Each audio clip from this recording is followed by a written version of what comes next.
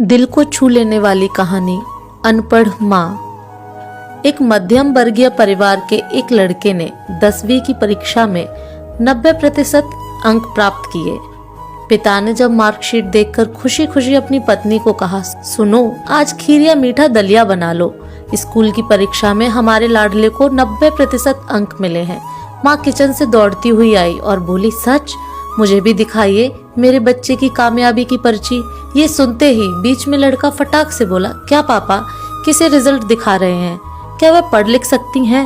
वह तो अनपढ़ हैं। अश्रुपूर्ण आंखों को पल्लू से पोंछती हुई माँ चुपचाप दलिया बनाने चली गई। लेकिन ये बात पिता ने सुनी भी और देखी भी। फिर उन्होंने लड़के के कहे हुए वाक्यों में जोड़ा और कहा, हाँ बेटा, सच कहा तुमने, बिल्कुल सच। जानता है, जब तू गर्भ में था तो उसे दूध बिल्कुल पसंद नहीं था। तेरी माँ ने तुझे स्वस्थ बनाने के लिए हर दिन 9 महीने तक दूध पिया, क्योंकि तेरी माँ तो अनपढ़ थी ना, इसलिए। तुझे सुबह 7 बजे स्कूल जाना होता था, इसलिए वह सुबह 5 बजे उठकर तुम्हारा मनपसंद नाश्ता और डिब्बा बनाती थी। जानता है क्यों? क्योंकि वो अनपढ़ थी ना, इसलिए। जब तुम रात को पढ़ते पढ़ते सो जाते थे तो वह आकर तुम्हारी कॉपी व किताब बस्ते में भरकर फिर तुम्हारे शरीर पर ओढ़नी से ढक देती थी और उसके बाद ही सोती थी। जानते हो क्यों? क्योंकि अनपढ़ थी ना, इसलिए। बचपन में तुम ज्यादातर समय बीमार रहते थे, तब वो रात रात भर जागकर सुबह जल्दी उठती थी और काम पर लग जाती थी। जानते हो क्यों? क्योंकि वो अनपढ़ थी ना, इसलिए।